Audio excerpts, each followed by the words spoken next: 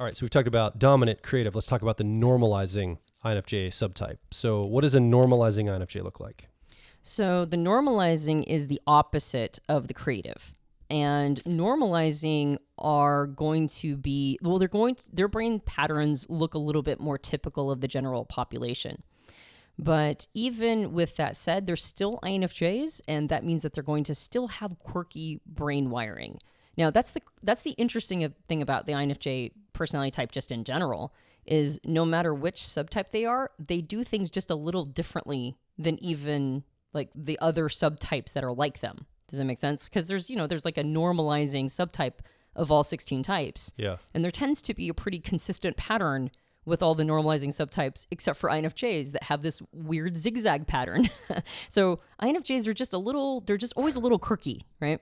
And I suspect that's one of the reasons why they get into type, is because they're like, why am I so weird, right? Like I feel like I'm almost like everybody else, but not quite. Well, if you're an INFJ listening right now, you're like, yes, exactly what she said. Yeah. I'm a weirdo. Even the normal part of me is a weirdo. Yeah. Well, and I mean, there's always a challenge with like sort of pandering to INFJs online and telling them that they're the greatest and they're all saints. But I'm not saying that. I'm just saying that if you feel like you're a weirdo, there's brain scan technology that says, yeah, you're kind of a weirdo. Even when you're normal, you're still kind of a bit of a weirdo, which means that there's a high population of INFJs that seek type information to try to explain what's going on. That's right. So this is going to be a more mainstream style of INFJ, but the mainstream aspect feels like a costume, right? It doesn't quite feel 100% them because they have this interesting zigzag pattern that happens, which isn't just particular or peculiar to INFJs. It's peculiar to the INFJ themselves. Yeah. Right. It's like even your normalizing zigzag pattern is going to look different than another normalizing INFJ zigzag pattern. This is that INFJ who you look over in the office and their cubicle or their desk looks like everybody else's. And then you look down and you notice they're like wearing like red Chuck Taylor shoes or something. Yeah. Like, there's like a little flare, but most of it's normal. And they're like, wait, that's not a normal person, but everything seems normal about them. Yeah. Right? That's this INFJ, I'm guessing. Yeah. I remember working in an accounting department about 1 million years ago, and I worked with somebody who I was fairly certain was an INFJ. And one of the reasons, or one of the things that tipped me off is that, like you said, everything else was identical, except that she had like 20 different glasses frames. And every single day she'd change to a different frame. And it was just this little bit of communication that said, I'm not like you. Like, don't think I'm like you, even though I'm coming to the same accounts payable, job. Yeah. I'm just a little different. So this INFJ, unlike the creative subtype, which kind of struggles a little bit with like mundane tasks and might look like they're having trouble getting their act together, this INFJ is the exact opposite. They actually have, Dario says, good, even remarkable self-management skills. So they're actually very good at attending to the mundane things. Remarkable. Mm-hmm. Wow. Yeah, exactly. So there is a self-conscious emotional intelligence that they bring. And like all INFJs, they're going to be tapped into an auditory piece, which is associated with language. But this is going to be more direct access to language as opposed to the creative, which is more like music oriented, right? And that's what gets their visualizations going. This is going to be more direct language and writing things like reports, right? The written word, right. More than auditory, like vocalizing language. This INFJ subtype of normalizing is most likely going to focus in on writing well, grammar, sentence structure, things like that. Right. And when I say self-conscious emotional intelligence, I mean something that feels important to them. Like they're self-aware of it. And when they're applying it, even if they're using this language capacity, say, write technical reports or, like a report to, for their department or whatever, it's still going to have meaning to it. And it's still going to seem like it's important that they put in, thoughts and visualizations and that sort of thing.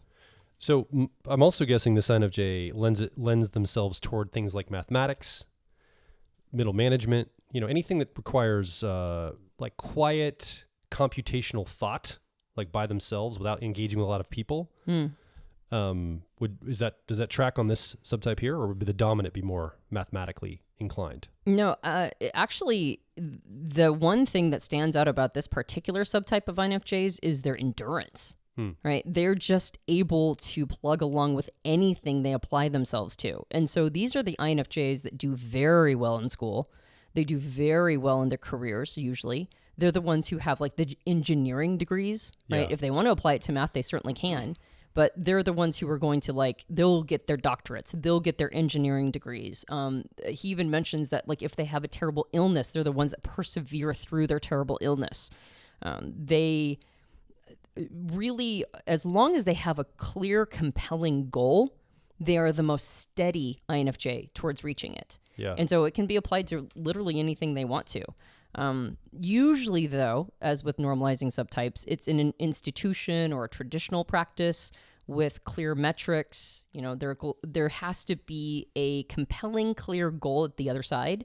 And oftentimes what they'll use to sort of, you know, feel like markers along the way is if they get a little prestige, that feels good, right? If they get a pat on the head or sort of like a lot of recognition on the way up, which they tend to do because they're so good at what they're doing. Yeah. And they can really sort of emphasize that piece of meaning so that if they're not getting prestige, then the other thing that they can link these goals to is, you know, a direct link towards helping others with like this Dario calls a warm passion for it.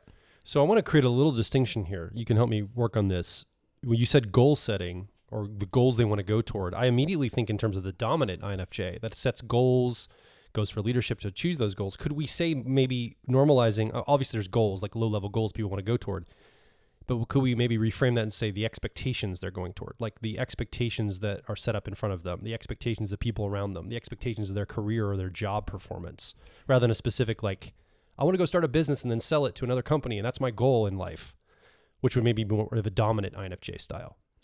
Well, I would say that, dominant and normalizing are actually more similar to each other than, say, normalizing and creative. Sure. So dominant and normalizing are going to have some crossover. And a dominant INFJ's goals might be more impact, like they're trying to make something, like they're trying to bring themselves into having an impact on the world. For this INFJ, it's more specific goals, right? Like to get to the other side of something. And the reason why they have such, like Dario says that they have remarkable, what does he call it? That they have remarkable self-management skills. Yeah. In part is because when they run out of steam in one area, like maybe their inspiration or their motivation kind of ran out of steam, they're very good at finding another thing to light them up, meaning that the self-management piece is because they just go, okay, well, I guess this is not going to be my inspiration. I guess I'm going to have to find another inspiration and go with that. Yeah. So it is actually more directly goal-oriented, whereas the dominant subtype, remember, the downside is that sometimes every once in a while, a lack of inspiration hits them and then they go into a depression. And they're not sure where it came from, and now they're out for the count, and they have to get to the other side of that. So a dominant INFJ might have like more of a scaled, assertive impact, right? Personal impact on the world, but they're going to have less consistency. Whereas the normalizing INFJ is going to have a lot more sort of chip away, consistent capacity to get to the goal. So multiple things are coming up for me for this particular INFJ flavoring or subtype. One is, this is probably the subtype that mistypes themselves, like as an INTP, for example, or maybe even an ISFJ. Mm-hmm. Like their different types might come out. The real head-focused, quiet INFJ that's like, no, I'm an INTP. I'm all about the numbers and the logic. Maybe this style lends itself to that more. Yeah, I would say probably INTJ as well. INTJ, yeah. Mm-hmm. Yeah. This is the type that thinks they're an Thinker. INTJ, or possibly even an ISTJ. Every once in a while, that weirdly happens. Yeah. But yes, they're going to. They are more likely to mistype as sensors or thinkers.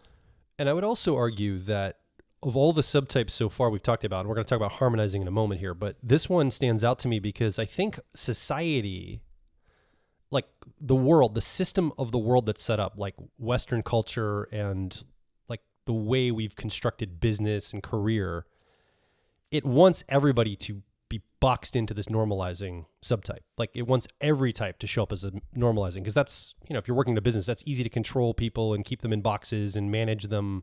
If everybody's doing their job, doing it well, not being creative, not trying to be dominant or take over, they just do their work, you have your goals, do your thing. And because INFJs tend to, well, they have that extroverted feeling or harmony copilot, auxiliary function, they do want to play nice with others. So I think there's a natural landing that INFJs might find themselves here, even though it may not be natural to them. I guess that's what I'm trying to say, is you might be an INFJ listening along. You might be in a career right now. It's a very normalizing career, right? You show up and you do your job and you're in that. You may hate it because it's not giving you the creative outlet. It's not letting you show off your dominant side of the way you can take charge in the world. But you feel like, I don't want to rock the boat. I don't want to step out. And you said something that's really important, Antonia. This INFJ can keep going, meaning this subtype has figured out how to manage energy and invulnerability. Like the vulnerability they show up with and the energy they show up with, both of those are managed at this subtype, which makes an INFJ relax. If I can manage my energy, I know I've got enough energy, and I know I'm not going to be vulnerable to the outside world, I feel very good as an INFJ. So again, you might be an INFJ that's more creative, but if that solves those two problems for you, you might find yourself in a career that you may not be really fitting, but the energy piece and the vulnerability piece is taken care of. So I'm just offering this, if you're an INFJ, tracking yourself through this, just to be self-aware and say, oh yeah, maybe I'm in this role more because of what it gives me than it is naturally wired for me. Yeah. Well, each of these subtypes, this is, again, nurture, not nature. Exactly. And so I think what you're trying to say, Joel, is that a person doesn't have to be stuck here. That's right. That said, there's a lot of advantages to being a normalizing subtype. Oh, yeah. And not just that the world, pats you on the head and you want to play nicey nice. Like you said, the advantage to being a normalizing INFJ is that you have figured out how to just keep going. And the advantage to being a dominant INFJ is that your values get to be more you get to have more of an impact on the world with your personal values and the way that you think things should be set up. Yeah. You get a little bit more of a voice. You have less fear, right? There's like a courage to the dominant INFJ, but then there's that like every once in a while depression smacks you and you just now have to deal with that. For the creative INFJ, you get to be expressive and constantly learning and bohemian and traveling, and there's all sorts of great stuff that comes with that. But then you struggle to just do day-to-day life and figure that piece out. And then when the muse is gone, you don't know if you can get it back. For the normalizing INFJ, yeah, you don't have that cool bohemian thing going on necessarily, and you don't have that like push my will out to the world thing. But man, are you steady? And so there's a lot of advantages to that. And, if you want to, I think what you're suggesting too, Joel, is that if a person is attracted to other subtypes, those are available. But man, if you found your lane with normalizing, nothing wrong with that. I'm not downing the normalizing. Clearly you can tell I have an aversion to be normalizing of my subtype or my expression of my personality type. That's just how I'm wired. But I think all of these are valid, like you said. Mm-hmm. And I think, thank you for stopping here and just spending a little bit more time on this, because I do think a lot of INFJs find themselves here. Mm-hmm. And again, there's opportunities all different directions for you. And you can also see a map of maturity going through this too. Like some people early in life are one subtype expression, and then as they mature and grow, maybe they start to lean into some of the other ways their functions and their personality can express. Okay. The chemical for normalizing INFJs is serotonin. Mm-hmm. That's the chemical of choice, or the one that they have a relationship with. And let's talk a little bit. We haven't covered the functions, the geek function level. Yeah. For the type geeks out there. Let's talk about that, and then we're going to bump over to harmonizing. Okay. So for the type geeks, this is the opposite of the creative. So in this case, the perceiving function, introverted intuition, or what we call perspectives, that would be the holistic function. So that's more input, receptive energy. It's less assertive output. It's more kind of taking in information. And the judging function of extroverted feeling, or what we call harmony, that would be the analytic or the more output energy.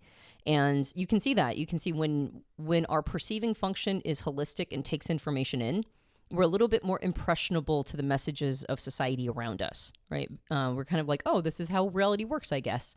And that's part of why there is more capacity to align with society and be a little bit more normalizing. And then that capacity to just keep going, right? That judging function, which is the assertive, like things should be done in a certain way and I've got to do that and I've just got to make it happen. That makes sense that judging function would be the more analytic or output function. But again, even with a normalizing INFJ, there's still going to be interesting, unique brain wiring that is individual to them. Yeah.